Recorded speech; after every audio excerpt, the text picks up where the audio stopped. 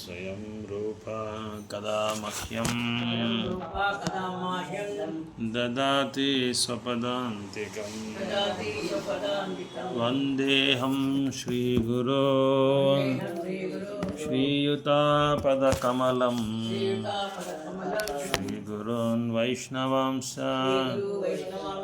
ಶ್ರೀರೂಪಂ ಸಾಗ್ರಜಾತಂ ಸಹಗಣಾ ರಘುನಾಥಾನ್ವಿತಂ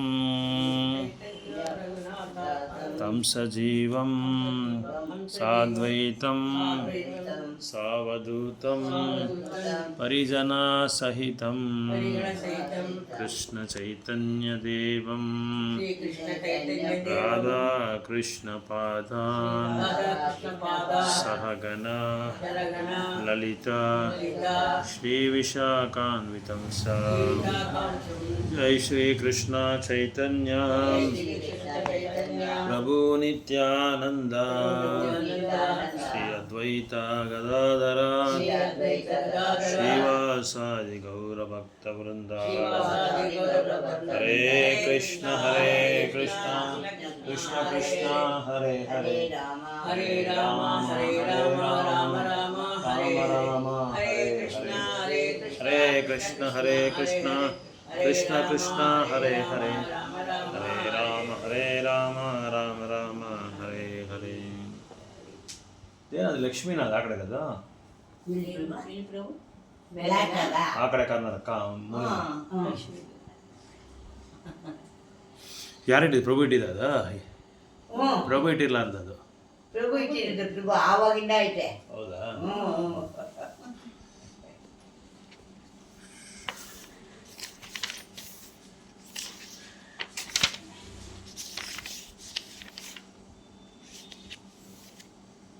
ಪರಮ ಪುರುಷನಿಗೆ ಯಾವುದೇ ಮಿತಿಗಳಿಲ್ಲ. ಲೋಕ ಸುಖದ ಚಟುವಟಿಕೆಗಳಿಂದ ನಿವೃತ್ತನಾದ ತುಂಬ ನಿಪುಣವಾದ ವ್ಯಕ್ತಿಯು ಮಾತ್ರವೇ ಈ ಆಧ್ಯಾತ್ಮಿಕ ಮೌಲ್ಯಗಳ ತಿಳುವಳಿಕೆಯನ್ನು ಪಡೆದುಕೊಳ್ಳಲು ಅರ್ಹನಾಗಿರುತ್ತಾನೆ. ಆದರೆ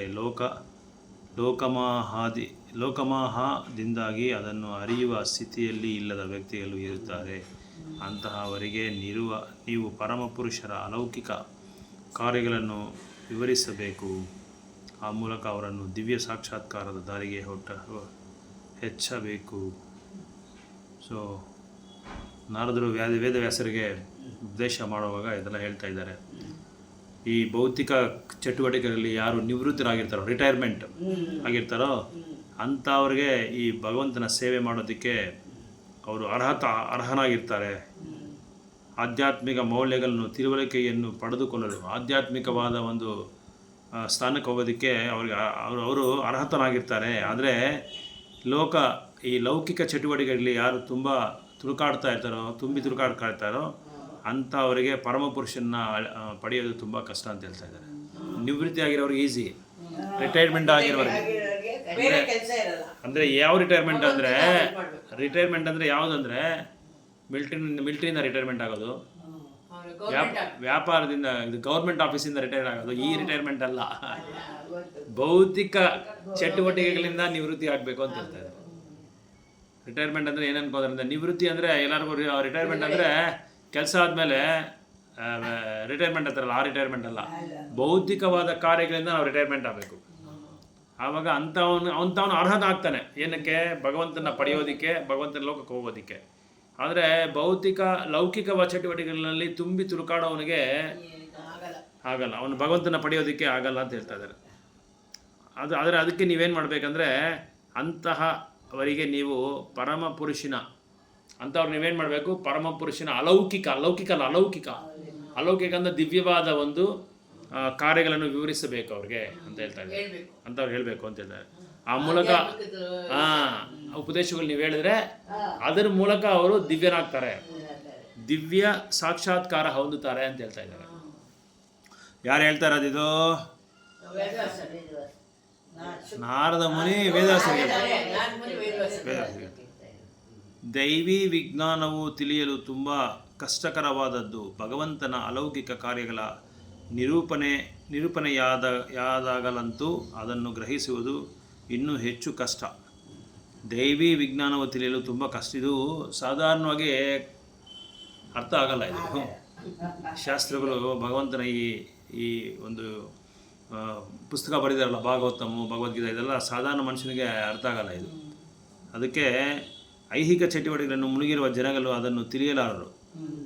ಭೌತಿಕ ಪ್ರಪಂಚದಲ್ಲಿರೋ ಭೌತಿಕವಾದಿಗಳಿಗೆ ಇದೆಲ್ಲ ಅರ್ಥ ಮಾಡ್ಕೊಳ್ಳೋದು ತುಂಬ ಸಾಧ್ಯವಾದ ಒಂದು ವಿಷಯ ಇದು. ಆಧ್ಯಾತ್ಮಿಕ ಜ್ಞಾನದ ಸಂಸ್ಕಾರ ಪಡೆದು ಐಹಿಕ ಚಟುವಟಿಕೆಗಳಿಂದ ಬಹುಮಟ್ಟಿಗೆ ಪಾರಾದ ವಿಶಿಷ್ಟ ಜನರಿಗೆ ಮಾತ್ರವೇ ಈ ದೈವಿ ವಿಜ್ಞಾನದ ಅಧ್ಯಯನಕ್ಕೆ ಬೇಕಾದ ಯೋಗ್ಯತೆ ಇರುತ್ತದೆ. ಸೊ ಈ ಭೌತಿಕ ಪ್ರಪಂಚಗಳಿಂದ ಹೊರಗಡೆ ಬಂದವರು, ಅಂದರೆ ನನಗೆ ಬೇಡಪ್ಪ ಇನ್ನು ಭೌತಿಕ ಈ ಸಂಸಾರ ಬೇಡ, ಈ ಸಮಾಜ ಬೇಡ, ನನಗೆ ಯಾರೂ ಬೇಡ, ನನಗೆ ಈ ಭೌತಿಕ ಪ್ರಪಂಚದಲ್ಲಿ ನಾನು ಇರೋಕ್ಕೆ ನನಗೆ ಇಷ್ಟ ಇಲ್ಲ, ನಾನು ಭಗವಂತನ ಒಂದು ಪಾದ ಪದ್ಮಗಳ ಹೋಗಿ ನಾನು ಶರಣಾಗ್ಬಿಡ್ತೀನಿ ಅಂಥವ್ರಿಗೆ ಅಂಥವರೇ ಯೋಗ್ಯತೆ ಇರೋದು. ಅರ್ಥ ಮಾಡ್ಕೊಳ್ಳೋಕ್ಕೆ ಅಂಥವ್ರಿಗೆ ಬೇರೆಯವ್ರಿಗೆ ಯೋಗ್ಯತೆ ಇಲ್ಲ ಅಂತ ಹೇಳ್ತಾ ಇದ್ದಾರೆ. ಎಲ್ಲೋ ಒಬ್ಬನು ಮಾತ್ರ ಪರಮಾರ್ಥಿಕ ಸಾಕ್ಷಾತ್ಕಾರವನ್ನು ಹೊಂದಲು ಅರ್ಹನಾಗುತ್ತಾನೆ ಎಂದು ಭಗವದ್ಗೀತೆಯಲ್ಲಿ ಸ್ಪಷ್ಟವಾಗಿ ಹೇಳಿದೆ. ಭಗವದ್ಗೀತೆಯಲ್ಲಿ ಒಂದು ಶ್ಲೋಕ ಇದೆ, ಮನುಷ್ಯಾನಾಂ ಸಹಸ್ರೇಸು ಅಂತ ಒಂದು ಶ್ಲೋಕ ಬರುತ್ತೆ. ಆ ಶ್ಲೋಕದಲ್ಲಿ ಏನು ಹೇಳ್ತಾ ಇದ್ದಾರೆ ಭಗವಂತ ಕೃಷ್ಣ, ಮನುಷ್ಯಾನಾಂ ಸಹಸ್ರೇಸು ಕಿಶ್ಚಿತ್ ಜಗತಿ ಸಿದ್ಧಯೇ ಅಂತ ಒಂದು ಶ್ಲೋಕ ಬರುತ್ತೆ. ಆ ಶ್ಲೋಕದಲ್ಲಿ ಭಗವಂತ ಎಷ್ಟೋ ಸಾವಿರಾರು ಜನ, ಲಕ್ಷಾಂತರ ಜನ ಇರೋದ್ರಲ್ಲಿ ಯಾರೋ ಒಬ್ಬರು ಮಾತ್ರ ಈ ಆಧ್ಯಾತ್ಮಿಕ ಜೀವನಕ್ಕೆ ಬರ್ತಾರೆ. ಆ ಸಾವಿರಾರು ಲಕ್ಷಾಂತರ ಜನದಲ್ಲಿ ಬಂದಿರೋರಲ್ಲಿ ಯಾರೋ ಒಬ್ಬರು ಮಾತ್ರ ಆತ್ಮ ಸಾಕ್ಷಾತ್ಕಾರ ಆಗ್ತಾರೆ. ಅದು ಆತ್ಮ ಸಾಕ್ಷಾತ್ಕಾರ ಆಗಿದ್ದಲ್ಲಿ ಅವನು ಒಬ್ಬರು ಮಾತ್ರ ನನ್ನ ಹತ್ರ ಬರ್ತಾನೆ ಅಂತ ಹೇಳ್ತಾ ಇದ್ದಾರೆ. ಬರ್ತಾನೆ ಯಾರೋ ಒಬ್ರು, ಲಕ್ಷಾಂತರ ಜನದಲ್ಲಿ ಒಬ್ರು, 100 ಜನ, ಎಷ್ಟೋ ಲಕ್ಷಾಂತರ ಜನದಲ್ಲಿ ಒಬ್ರು ಮಾತ್ರ ನನ್ನ ಪಡೆಯೋಕ್ಕೆ ಸಾಧ್ಯವಾಗುತ್ತೆ, ಎಲ್ಲರ ಕೈಲಿ ಸಾಧ್ಯವಾಗಲ್ಲ ಅಂತ ಹೇಳ್ತಾ ಇರೋದು. ಅಂದರೆ ಇದು ತುಂಬ ದುರ್ಲಭ ನಮಗೆ, ಇದು ಸಿಕ್ಕಿರೋದು ದುರ್ಲಭ ನಮಗೆ. ಎಷ್ಟೋ ಭಾಗ್ಯವಂತರು ನಾವು, ಮಹಾಭಾಗ್ಯವಂತರು, ಅದೃಷ್ಟವಂತರು ನಾವು. ಯಾರಿಗೂ ಇಂಥ ಒಂದು ಸತ್ಸಂಗ ಸಿಗೋದು ತುಂಬ ಕಷ್ಟ. ಅದಕ್ಕೆ ಯಾರೋ ಇಲ್ಲಿ ಹೇಳ್ತಾ ಇದ್ದಾರೆ ಪ್ರಭುಪಾದರು, ಎಲ್ಲೋ ಒಬ್ಬನು ಮಾತ್ರ ಪರಮಾತ್ಮಿಕ ಸಾಕ್ಷಾತ್ಕಾರವನ್ನು ಹೊಂದಲು ಅರ್ಹನಾಗುತ್ತಾನೆ ಅಂತ ಹೇಳ್ತಾರೆ. ಅದಕ್ಕೆ ಭಗವದ್ಗೀತಾ ಶ್ಲೋಕ ಹೇಳಿದ್ದಾರೆ, ಮನುಷ್ಯಾನಾಂ ಸಹಸ್ರೇಸು ಕಿಶ್ಚಿತ್ ಜಗತಿಸಿದೆಯೇ. ಅದರಲ್ಲಿ ಅದೇ ಲಕ್ಷಾಂತರ ಜನದಲ್ಲಿ ಯಾರೋ ಒಬ್ಬರು ಮಾತ್ರ ಈ ಭಕ್ತಿ ಸೇವೆಗೆ ಬರ್ತಾರೆ. ಆ ಭಕ್ತಿ ಸೇವೆ ಬಂದ ಲಕ್ಷಾಂತರ ಜನದಲ್ಲಿ ಯಾರೋ ಒಬ್ಬರು ಮಾತ್ರ ಆತ್ಮ ಸಾಕ್ಷಾತ್ಕಾರ ಪಡೀತಾರೆ. ಆ ಆತ್ಮ ಸಾಕ್ಷಾತ್ಕಾರ ಪಡೆಯೋದಲ್ಲಿ ಕೂಡ ಯಾರೋ ಒಬ್ಬರೇ ಮಾತ್ರ ಇದರಲ್ಲಿ ಭಗವಂತನ ಹತ್ರ ಬರ್ತಾರೆ ಅಂತ ಹೇಳ್ತಾ ಇದ್ದಾರೆ. ದೈವಿ ವಿಜ್ಞಾನ ತಿಳಿಯಬಾರ. ಆದ್ದರಿಂದಲೇ ಭಗವಂತನ ಅಲೌಕಿಕ ಕಾರ್ಯಗಳನ್ನು ನೇರವಾಗಿ ವರ್ಣಿಸಿ ಭಗವದ್ ವಿಜ್ಞಾನವನ್ನು ವಿವರಿಸುವಂತೆ ನಾರದರು ವೇದವ್ಯಾಸರಿಗೆ ಬೋಧಿಸಿದರು. ಅದಕ್ಕೆ ನಾರದರು ಬೋಧನೆ ಮಾಡ್ತಾ ಇದ್ದಾರೆ ವೇದವ್ಯಾಸರಿಗೆ. ಅದಕ್ಕೆ ನೀವೇನು ಮಾಡಬೇಕು, ಭಗವಂತನ ಲೀಲೆಗಳ ಬಗ್ಗೆ ಹೇಳಬೇಕು. ಭಗವಂತನ ಒಂದು ಏನೋ ಅವ್ರು ಮಾಡಿದ್ದ ಒಂದು ಸಾಧನೆ ಬಗ್ಗೆ ನೀವು ಹೇಳಬೇಕು. ಅವತಾರಗಳ ಬಗ್ಗೆ, ಲೀಲೆಗಳ ಬಗ್ಗೆ, ಅವ್ರ ಭಕ್ತರ ಜೊತೆ ಪರಸ್ಪರವಾದ ಒಂದು ಸಂಬಂಧ ಇಟ್ಕೊಂಡಿರೋದು, ಪರಸ್ಪರವಾದ ಸಂಬಂಧ ಇಟ್ಕೊಂಡಿರ್ತಾರೆ. ಈಗ ಹೆಂಗಂದ್ರೆ ಭಕ್ತರು ವಾತ್ಸಲ್ಯ ರಸ, ಯಶೋಧ ಮಾತೆ ಜೊತೆ ವಾತ್ಸಲ್ಯ ರಸ ಇಟ್ಕೊಂಡಿರ್ತಾರೆ, ಗೋಪಿಯರ ಜೊತೆ ಮಾಧುರ್ಯ ರಸ ಇಟ್ಕೊಂಡಿರ್ತಾರೆ, ಅರ್ಜುನನ ಹತ್ರ ಅವರ ಹತ್ರ ಸಖ್ಯ ರಸ ಇಟ್ಕೊಂಡಿರ್ತಾರೆ, ಹನುಮಂತನ ಹತ್ರ ದಾಸ್ಯ ರಸ ಇಟ್ಕೊಂಡಿರ್ತಾರೆ. ಈ ಥರ ಇಂಥ ಬೇರೆ ಬೇರೆ ರಸಗಳಲ್ಲಿ ಭಕ್ತರು ಏನು ಮಾಡ್ತಾರೆ, ಭಗವಂತನ ಹತ್ರ ಸಂಬಂಧ ಇಟ್ಕೊತಾರೆ. ಅಂಥದ್ರ ಬಗ್ಗೆ ನೀವು ಇದು ಮಾಡಬೇಕು, ಅದ್ರ ಬಗ್ಗೆ ನೀವು ಬೋಧನೆ ಮಾಡಬೇಕು, ಅದ್ರ ಬಗ್ಗೆ ನೀವು ಪುಸ್ತಕ ಗ್ರಂಥಗಳು ಬರೀಬೇಕು. ಹಾಗೆ ಆ ಥರ ನೀವು ಬರೆಯೋದ್ರಲ್ಲಿ ಏನಾಗುತ್ತೆ ಅಂದರೆ ಇವರಿಗೆ ಸಾಕ್ಷಾತ್ಕಾರ ಆಗುತ್ತೆ, ಇದರ ಸಾಕ್ಷಾತ್ಕಾರ ಆಗಲ್ಲ. ಯಾಕಂದರೆ ಇದು ದುರ್ಲಭ ಮಾನವ ಜನ್ಮ ಅಂತ ಹೇಳ್ತಾರೆ. ಮಾನವ ಜನ್ಮ ಇದು ಸಿಗೋದೇ ತುಂಬ ಕಷ್ಟ, ಮಾನವ ಜನ್ಮ ಸಿಗೋದೇ ಕಷ್ಟ. ಅದರಲ್ಲಿ ಆಧ್ಯಾತ್ಮಿಕ ಜೀವನ ಬರೋದು ಇನ್ನೂ ತುಂಬ ಕಷ್ಟ. ಆದರೆ ಬಂದ್ರೇನೋ ಅದರಲ್ಲಿ ನಾವು ನಮ್ಮ ಗಮನ ಇಲ್ಲಿ ಕೊಡಲ್ಲ, ಎಲ್ಲೋ ಇರ್ತದೆ ನಮ್ಮ ಗಮನ. ಈ ಭೌತಿಕ ಪ್ರಪಂಚದಲ್ಲಿ ನಾವು ಗಮನ ಕೊಡಲ್ಲ. ಈ ವಿಜ್ಞಾನದಲ್ಲಿ ಪರಿಣಿತರು ಅಲ್ಲದೆ ಅವರು ಲೋಕಭೋಗದಲ್ಲಿ ನಿರ್ಲಿಪ್ತರಾದವರು. ಆದ್ದರಿಂದ ಅದನ್ನು ವರ್ಣಿಸಲು ವ್ಯಾಸರು ಸರಿಯಾದ ವ್ಯಕ್ತಿ. ಹಂಗೂ ಹೇಳ್ತಾರೆ, ಹಿಂಗೂ ಹೇಳ್ತಾರೆ. ನೀವು ಅದನ್ನು ಉಪದೇಶ ಮಾಡಿ, ಇದನ್ನು ಉಪದೇಶ ಮಾಡೋಕ್ಕೆ ನೀವೇ ಸರಿಯಾದ ವ್ಯಕ್ತಿ, ಬೇರೆ ಯಾರು ಆಗಲ್ಲ ಅಂತ ಹೇಳ್ತಾರೆ. ಭಗವಂತನ ಕೈಯಲ್ಲೇ ಇದು ಬರೆಯೋಕ್ಕಾಗಲ್ಲ, ಬೇರೆ ಯಾರ ಕೈಯಲ್ಲಿ ಬರೆಯೋಕ್ಕಾಗಲ್ಲ ಅಂತ ಹೇಳ್ತಾರೆ. ಅದಕ್ಕೆ ವೇದವ್ಯಾಸ ನೀವು ಸರಿಯಾದ ಎಕ್ಸ್ಪರ್ಟ್ ಅಂತ. ಅದಕ್ಕೆ ಇಲ್ಲಿ ಹೇಳ್ತಾ ಇದ್ದಾರೆ, ವಿಚಕ್ಷಣೋ ಅಂದರೆ ನಿಪುಣರು ಅಂತ ಫಸ್ಟ್ ವರ್ಡ್ ಹಾಕಿದೆ ನೋಡಿ ಶ್ಲೋಕದಲ್ಲಿ. ವಿಚಕ್ಷಣೋ ಅಂದರೆ ನೀವು ಬಹಳ ನಿಪುಣರು ಅಂತ ಹೇಳ್ತಾ ಇದ್ದಾರೆ. ನಿಮ್ಮಂಥ ನಿಪುಣರ ಕೈಯಲ್ಲೇ ಇದು ಬರೆಯೋಕ್ಕಾಗಲ್ಲ, ಬೇರೆಯವ್ರ ಕೈಯಲ್ಲಿ ಬರೆಯೋಕ್ಕಾಗಲ್ಲ. ಹಾಗೆಯೇ ವ್ಯಾಸ ಪುತ್ರರಾದ ಸುಖಮುನಿಗಳು ಸಹ ಅದನ್ನು ಕೇಳಲು ತಕ್ಕ ವ್ಯಕ್ತಿ. ಇದು ಹೇಳೋರು ಸರಿಯಾದ ತಕ್ಕ ವ್ಯಕ್ತಿ ಬೇಕು, ಕೇಳೋರು ತಕ್ಕ ವ್ಯಕ್ತಿ ಬೇಕು. ಅದಕ್ಕೆ ವ್ಯಾಸದೇವರು ಹೇಳ್ತಾ ಹೇಳ್ತಾ ಹೇಳ್ತಾ ಯಾರು ಕೇಳಿದ್ರು? ಸುಖಮುನಿ ಕೇಳಿದ್ರು. ಅದೇ ಹೇಳ್ತಾ ಇದ್ದಾರೆ, ಶ್ರೀಮದ್ ಭಾಗವತವು ಅತ್ಯಂತ ಶ್ರೇಷ್ಠವಾದ ದೈವಿ ವಿಜ್ಞಾನ. ಸಾಮಾನ್ಯ ಜನರ ಪಾಲಿಗೆ ಹೌದೌದು ಹೌದು, ಸಾಮಾನ್ಯ ಜನರ ಪಾಲಿಗೆ ಅದು ಔಷಧದ ಹಾಗೆ. ಸೊ ಅದೇ ಇಲ್ಲಿ ಹೇಳ್ತಾರೆ, ನೀವು ಸರಿಯಾದ ನಿಪುಣರದ್ದು ಕೇಳೋದಿಕ್ಕೆ. ನಿಮ್ಮ ಮಗ ಇದ್ದಾರೆ ಸುಖಗೋಸ್ವಾಮಿ, ಅವರು ಸರಿಯಾದ ನಿಪುಣರು ಕೇಳೋದಿಕ್ಕೆ ಅಂತ ಹೇಳ್ತಾ ಇದ್ದಾರೆ. ಆ ಸಾಧಾರಣವಾದ ಮನುಷ್ಯರ ಕೈಯಲ್ಲಿ ಇದು ಕೇಳೋಕ್ಕಾಗಲ್ಲ, ಅರ್ಥ ಮಾಡ್ಕೊಳ್ಳೋಕ್ಕೂ ಆಗಲ್ಲ. ಅದಕ್ಕೆ ನೀವೇನು ಮಾಡಬೇಕು, ಇದು ಈ ಥರ ಒಂದು ಭಗವಂತನ ಅಲೌಕಿಕವಾದ ಗುಣಗಳನ್ನ ನೀವು ವರ್ಣನೆ ಮಾಡಿದ್ರೆ ಸಾಮಾನ್ಯವಾದ ಜನರಿಗೆ ಇದು ಔಷಧ ಥರ ಇದು. ಯಾಕಂದ್ರೆ ಅವ್ರ ಕಾಯಿಲೆ ಇದೆ. ನಮ್ಗೆಲ್ರಿಗೂ ಇಂಥ ಗ್ರಂಥಗಳು ನೀವು ಬರಿಬೇಕು ಅವರಿಗೆ. ಇಂಥ ಭಾಗವತ್ ಪುರಾಣ ಅಂತ ಪುರಾಣಗಳು ನೀವು ಬರೆದ್ರೆ ಅವ್ರ ಕಾಯಿಲೆ ಗುಣ ಆಗುತ್ತೆ. ಕಾಯಿಲೆ ಗುಣ ಏನಂದ್ರೆ ಇಂದ್ರಿಯ ಭೋಗ ಮಾಡೋದು, ಕಾಮ ಕ್ರೋಧ ಲೋಭಗಳು, ಮದ ಮತ್ಸರ್ಯ, ಬೇರೆಯವ್ರ ಮೇಲೆ ಹೊಟ್ಟೆ ಇದು ಅಸೂಯ ಬೀಳೋದು, ಎಲ್ಲದ್ರ ಮೇಲೆ ಆಸೆ ಬೀಳೋದು, ಕೋಪ ತರಿಸ್ಕೊಳ್ಳೋದು, ಆಮೇಲೆ ಲೋಭ ಅಂದರೆ ಇನ್ನೂ ಸಾಲಿಲ್ಲ, ಇನ್ನೂ ಸಂಪಾದಿಸೋಣ, ಇನ್ನೂ ಅನುಭವಿಸೋಣ. ಆಸೆ ಅಲ್ಲ, ಲೋಭ ಅಂದರೆ ಪಿಸಿನಾರಿತನము, ಜಿಪ್ನ ಎಲ್ಲದರಲ್ಲಿ ಜಿಪ್ನ. ದುಡ್ಡಲ್ಲಿ ಜಿಪ್ನ, ಸಂಪಾದಿಸೋದ್ರಲ್ಲಿ ಜಿಪ್ನ, ಅದೊಂದರಲ್ಲೇ ಅಲ್ಲ, ಬೇರೆದ್ರಲ್ಲಿ ಅಷ್ಟೇ. ಬೇರೆಯವ್ರಿಗೂ ಕೊಡೋದಲ್ಲಿ ಜಿಪ್ನ, ಆಮೇಲೆ ಬೇರೆದ್ರಲ್ಲಿ ಪಡೆಯೋದಕ್ಕೂ ಜಿಪ್ನ. ಇನ್ನ ಸಂಪಾದಿಸೋಣ, ಎಷ್ಟು ಬೇಕಾದ್ರೂ ಸಂಪಾದಿಸ್ತಾರೇಣ. ಅದಕ್ಕೆ ಲೋಭ ಅಂತ ಹೇಳೋದು. ಸಾಲಲ್ಲ, ಎಷ್ಟು ಇದು ತೃಪ್ತಿ ಇಲ್ಲ, ಇನ್ನು ಕಬ್ಬನ್ ಪಟ್ಟಿ ತುಂಬಿಸೋಣ, ಇನ್ನು ಅವ್ರನ್ನ ಅನುಭವಿಸೋಣ, ಇವ್ರನ್ನ ಅನುಭವಿಸೋಣ. ಸಾಲಿಲ್ಲ. ಇವಾಗ 1-2 ಜಾಮೂನು ದೇವಸ್ಥಾನದಲ್ಲಿ ಪ್ರಸಾದ ಕೊಡ್ತಾ ಇರ್ತಾರೆ, ಎಲ್ರಿಗೂ ಒಂದೊಂದು ಜಾಮೂನೇ ಬರೋದು. ಅವ್ನು ಕೇಳ್ತಾನೆ, ಇನ್ನೊಂದು ಕೊಡಪ್ಪ ಜಾಮೂನು, ಪರವಾಗಿಲ್ಲ ಎಷ್ಟೊಂದಿದೆ ಅಂತ ಹೇಳ್ತಾನೆ.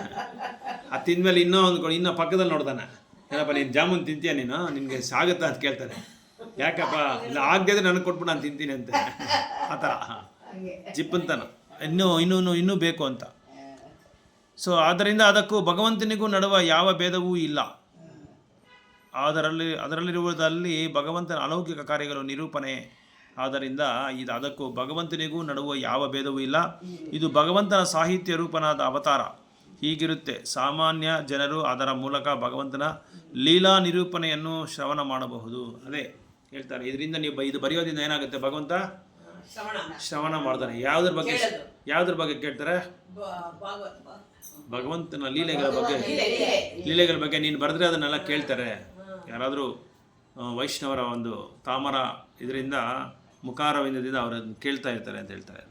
ಅದರಿಂದ ಅವರಿಗೆ ಭಗವಂತನ ಸಂಬಂಧ ಏರ್ಪಟ್ಟು ಕ್ರಮೇಣ ಅವರು ಲೋಕ ವ್ಯಾಧಿಗಳಿಂದ ಶುದ್ಧರಾಗಲು ಸಮರ್ಥರಾಗುವರು.